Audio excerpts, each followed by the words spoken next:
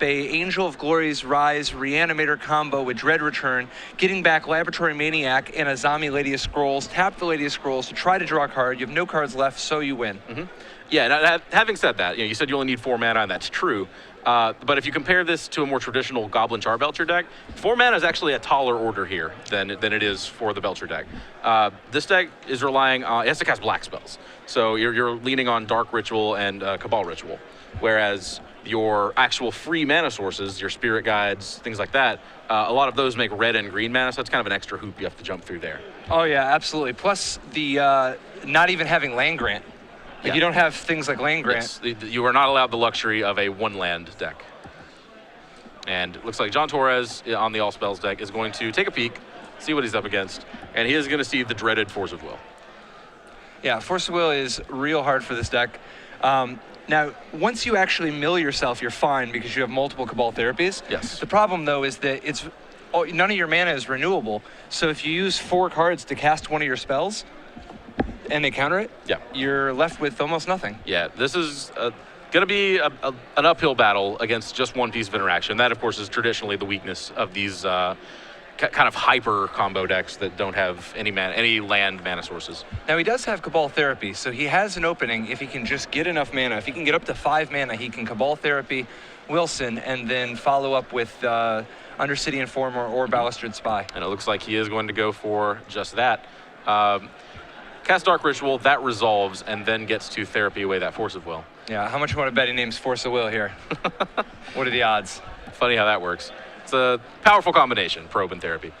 Interestingly, Ryan could have put the stops on this just by forcing the Dark Ritual. The problem, though, is that then he doesn't have a counter to actually stop the combo. Sure. So here we see it. He's up to 4 mana, so he has Cast Balustrade Spy, which mills somebody until they hit a land. Because he has no land in his deck, we're going to mill through his entire deck, put all of his Narcomoebas into play. He'll be able to sacrifice his Narcomoebas to a Dread Return the Angel of Glory's Rise. The Angel of Glory's Rise will get back the Maniac and the Azami, as we said. And the game is over. This is a turn 1 kill through Force of Will. Yeah. And actually, as he is digging through his cards, he kind of pulls aside the Azami just to, I'm going to get to that one eventually. So yeah, quite the impressive showing here. Yeah, I mean, this is one of the absolute most explosive decks in the format, if not the most explosive.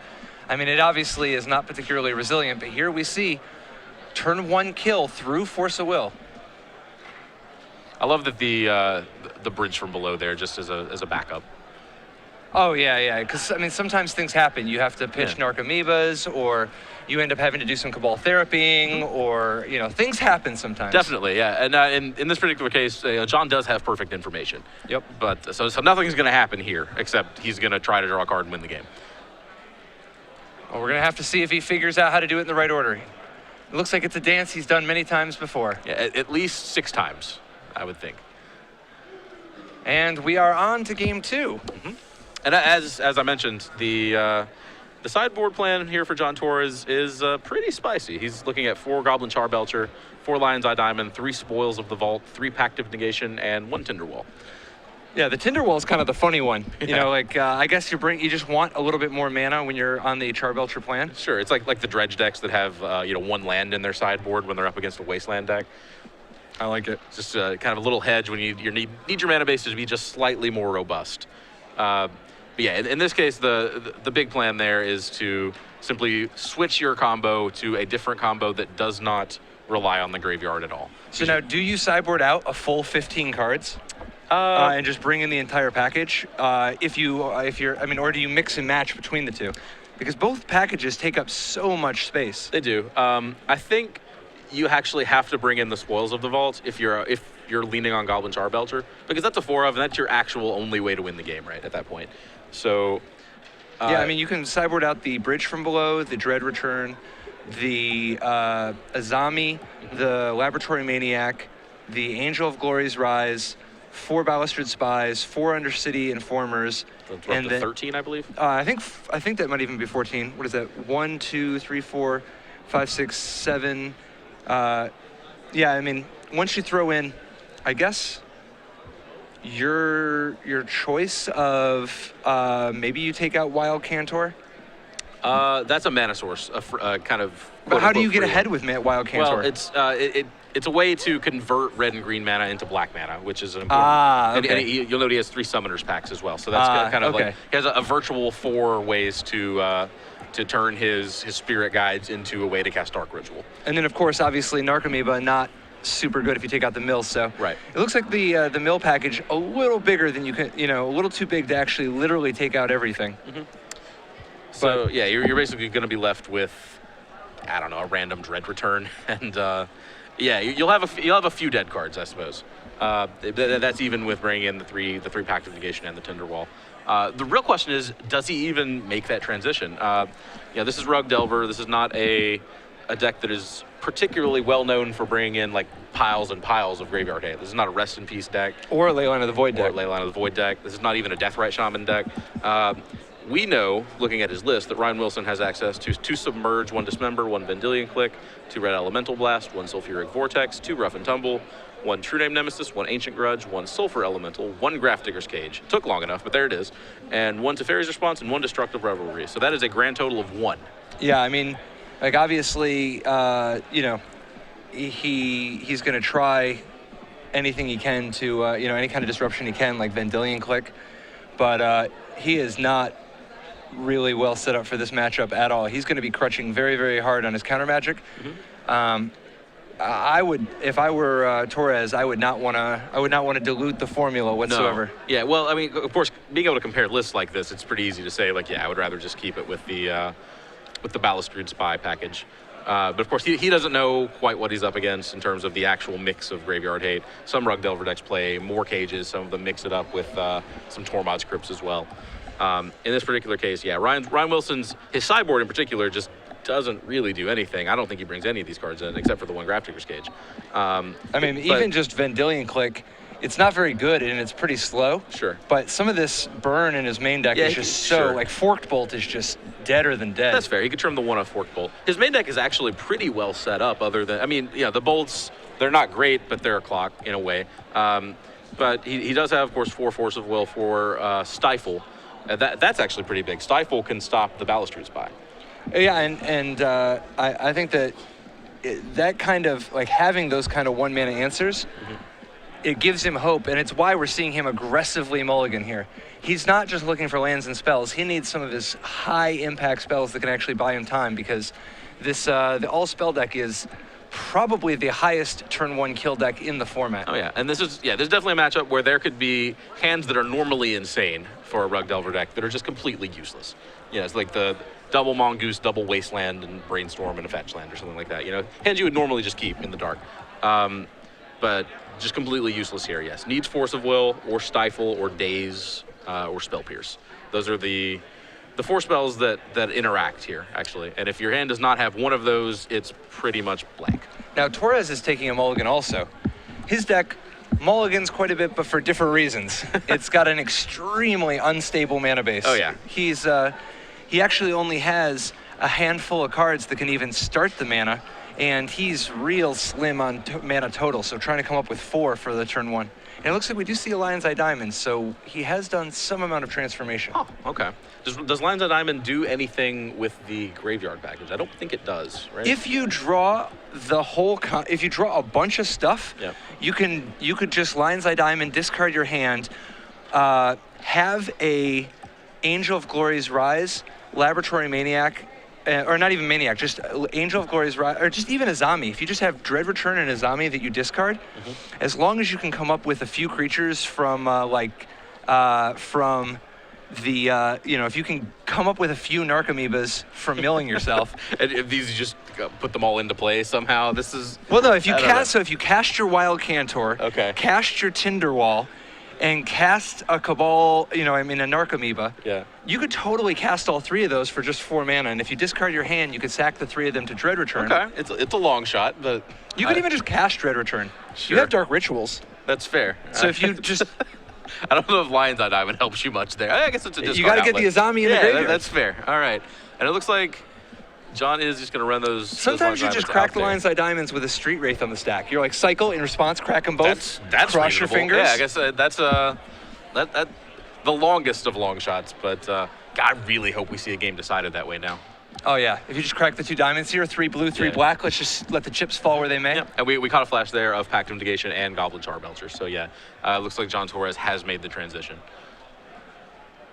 Yeah, I was saying that this package is predominantly a way to play around Graveyard Hate, which it is. Yeah. But the other thing that you gain there is you actually gain access to Lion's Eye Diamond, which is a relevant mana source that you didn't have before. And once you're actually playing with Spoils of the Vault, you can actually play Spoils and then crack your Lion's Eye Diamond. So you can use the mana from Lion's Eye Diamond to cast Goblin Charbelcher. Definitely. Which traditional, the Belcher, Burning Wish, Empty the Warrens decks can't actually do that.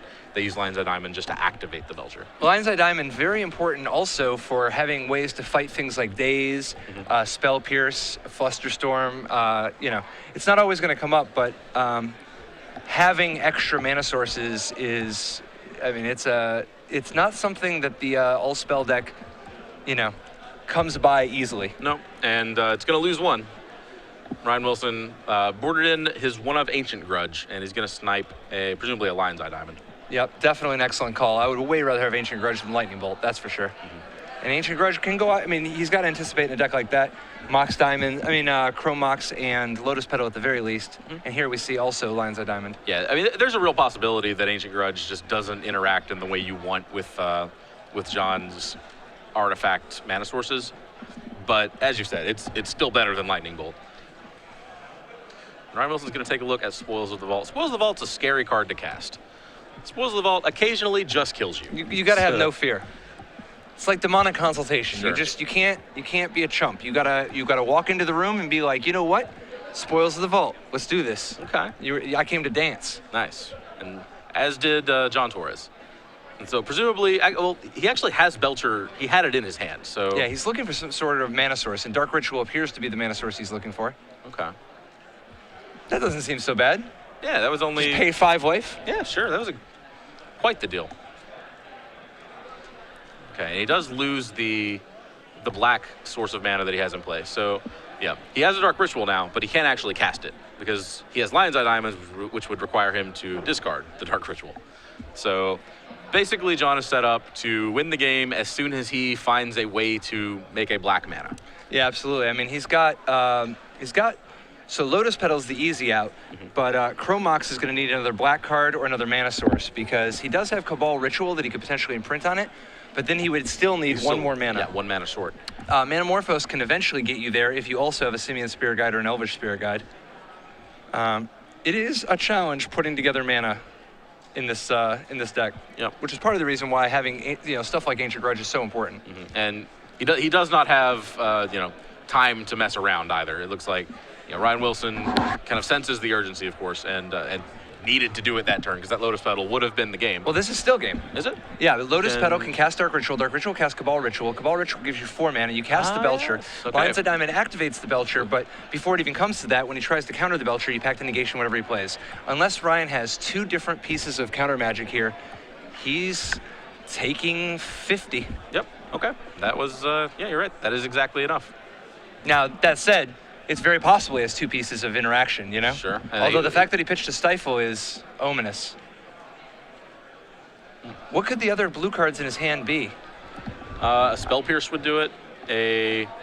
Stifle, part of what makes Stifle so incredible is that it actually, then you just win on the spot because you counter the activation of the belt, yeah. And now he won't have the mana. I guess he's not winning on the spot, but he won't have the mana to be able to activate it for quite some time. He cracks a fetch land in response to that activation, so it looks like he did have double Stifle. That would be my guess here.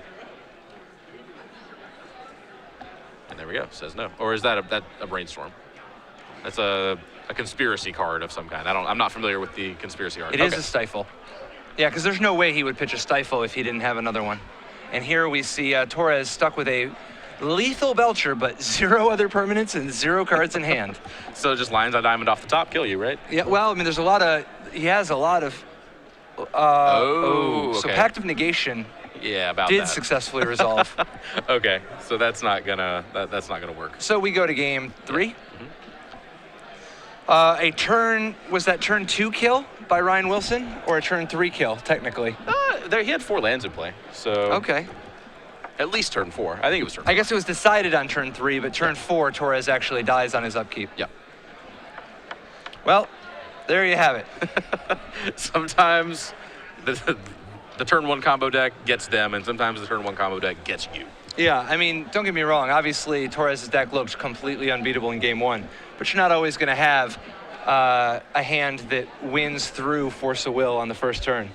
You know what I mean? Like that is an unusual sequence. Mm-hmm. Yeah, and as I mentioned, there were ways that Ryan Wilson could have used that Force of Will even in game 1. Just like ritualing the dark. I mean, Force of Will in the dark ritual could have bought him a turn. Yeah, that requires you to kind of have a lot of knowledge about the way that a very obscure combo deck works. Well, it's not even just that. You have to know the exact texture of his hand, because he only has 2 Cabal rituals in his, or 2 Cabal therapies in his entire deck. Yeah. What are the only way that's the right play is if he has exactly Cabal therapy and another ritual and he needs to have 2 more mana beyond the dark ritual, and he needs to have the one of the combo pieces. Sure.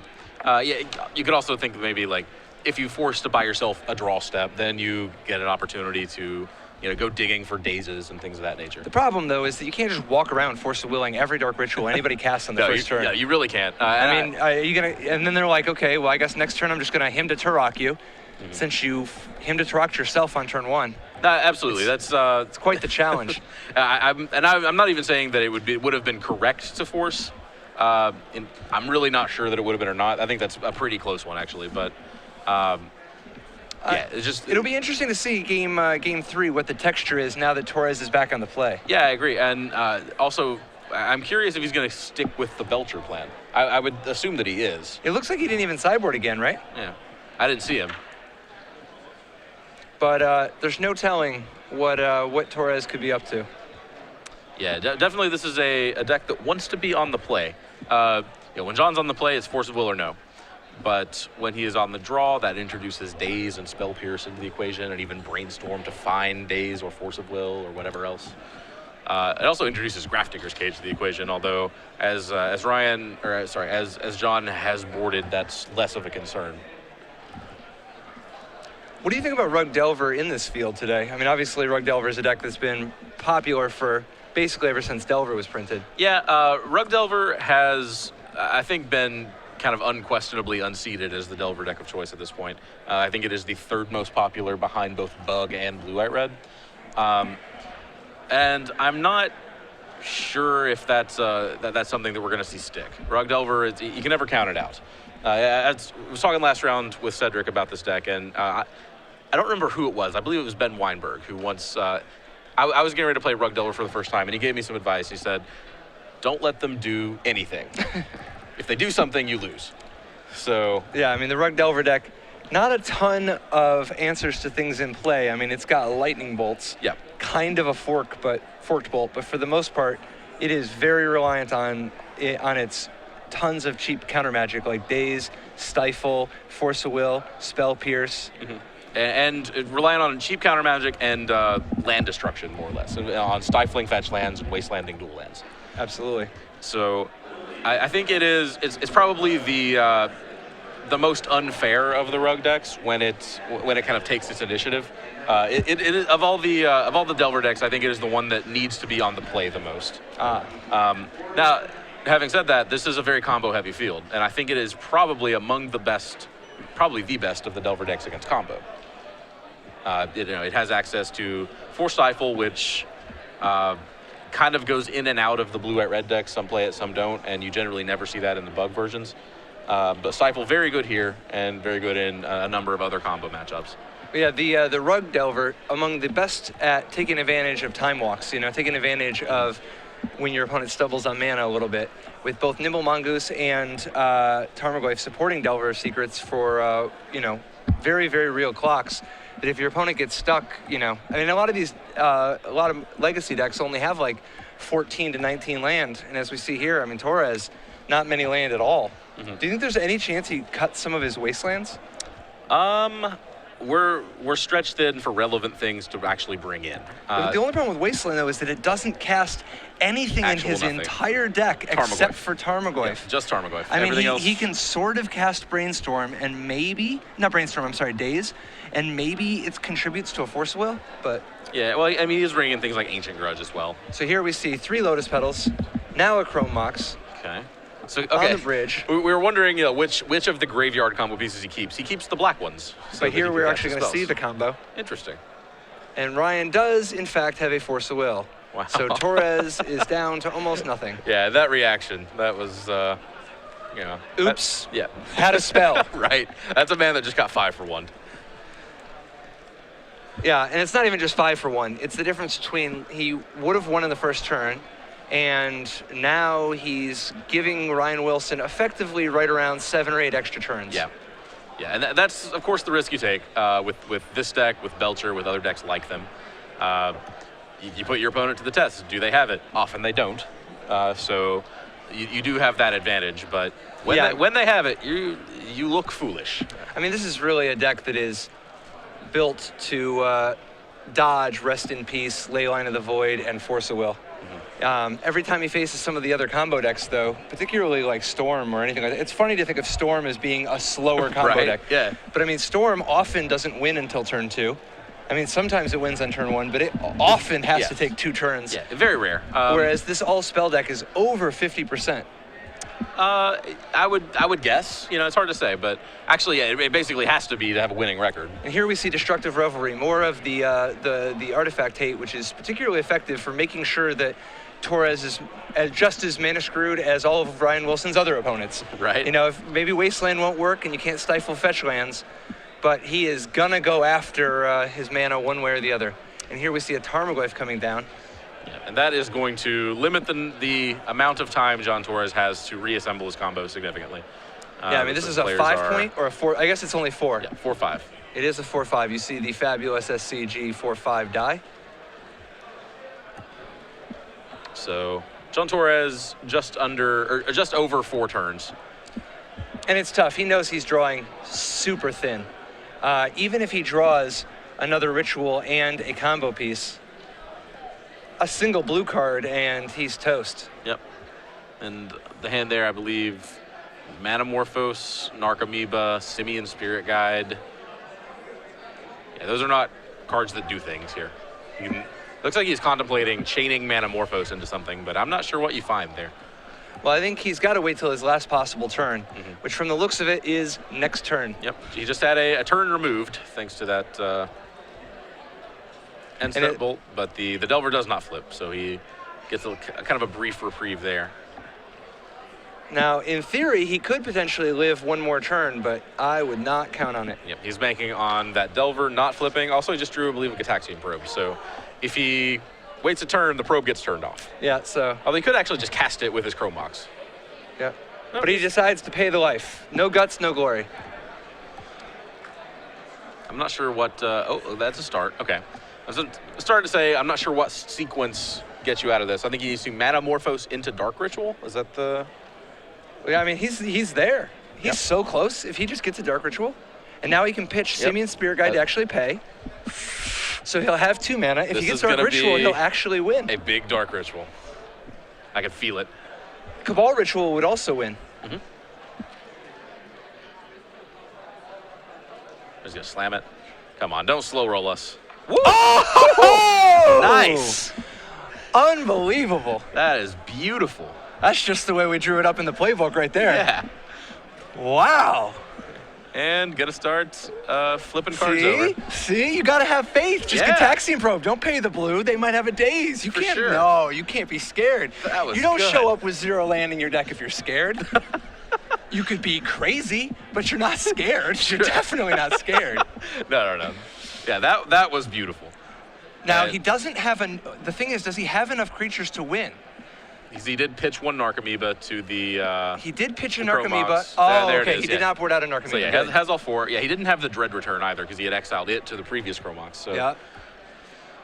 So yeah, needed is to wild. have all 4 in his deck, but he did. Unbelievable. Yeah. That's how you do it. That's how you do it. Not You gotta just keep bad. your cool. That's John Torrez advancing to 7-1. Yeah. In a miraculous comeback. Yeah, not bad. And this is this field just over the line, I think. Likely all of the X1s will get to draw in here. Okay. So it's looking pretty good for him, and man, Yeah. That's why you slam it. Right? That's why you slam Yeah, it. if he had peaked first, I guarantee you it would have been and dude, style points. for sure. That's what I'm talking about, man. Yeah. Legacy. This is a man who knows how to combo people. Dude, I want to see Belcher versus all spells. That's what I'm talking about. Let's do this. That's like literally 2 rocket cars drag racing. Yeah. That's like the Budweiser Rocket and like, I don't know, an SR-71 Blackbird. Sure. And they're just in a race to the finish. Those two decks don't necessarily play Magic with each other as much as they play Magic at each other. Yeah. Well, I mean, you saw Torrez interacting there. He, Yeah, because he needed to. I guess Torrez has. he cast Cabal Therapy. Yeah, in Torrez game 1. has 2 therapies, so Well, that's I guess kind of edge to Torrez there. Hey, that's awesome. You know, good on him. Yeah, for sure. All right. Well.